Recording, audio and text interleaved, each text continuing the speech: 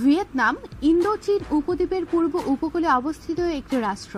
দেশের উত্তরে গণচীন, পশ্চিমে লাওস ও কম্বোডিয়া, দক্ষিণ ও পূর্বে দক্ষিণ চীন সাগর অবস্থিত। হানয় ভিয়েতনামের রাজধানী। দেশটির সংখ্যাগরিষ্ঠ মানুষ বৌদ্ধ ধর্মের অনুসারী।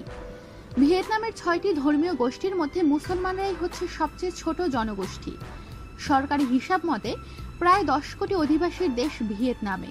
মুসলমানের সংখ্যা 1 লাখের বেশি। দেশটিতে ভিয়েতনামি ভাষায় পবিত্র কুরআনের অনুবাদ সম্পন্ন ও প্রকাশ করা হয়েছে। অধিকাংশ মুসলমানের নাম আরবিতে রাখা হয়। পুরো ভিয়েতনামে মসজিদ রয়েছে মাত্র 79টি, যার অধিকাংশই দক্ষিণ ভিয়েতনামে অবস্থিত। এমতাবস্থায় ভিয়েতনামে উদ্বোধন করা হলো দেশটির সবচেয়ে বড় মসজিদ। মসজিদটির তুরস্কের একটি সাহায্য সংস্থার উদ্যোগে মসজিদটি নির্মিত হয়েছে। তুরস্কের মানবিক ত্রাণ সংস্থা হিউম্যানিটেরিয়ান রিলিফ ফাউন্ডেশন ভিয়েতনামের চিয়াও ওডক শহরের গিয়াং প্রদেশে মসজিদটি নির্মাণ করা হয়েছে।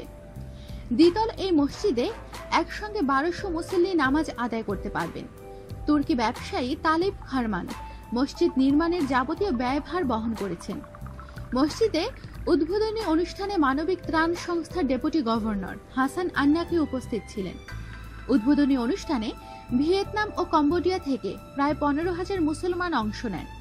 মুসলিম স্থাপত্য কলা সমৃদ্ধ গম্বুজ ও মিনার এবং চমৎকার কারুকার্য খচিত মসজিদটি খুবই আকর্ষণীয় ও দৃষ্টিনন্দন। নকশায় কিছুটা সাদামাটা ধরন হলেও আভিজাত্যপূর্ণ মূল নামাজ কক্ষে প্রবেশ দ্বারগুলো অনেক উঁচু, প্রশস্ত এবং দর্শনীয়। পুরো ভবনটি সাদা রঙে ছাওয়া বেশ মনোহর। মসজিদের গম্বুজ ও মিনারে ব্যবহার করা হয়েছে সোনালী রং। হিউম্যানিটেরিয়ান রিলিফ ফাউন্ডেশন 1995 সালে তাদের কার্যক্রম শুরু করে।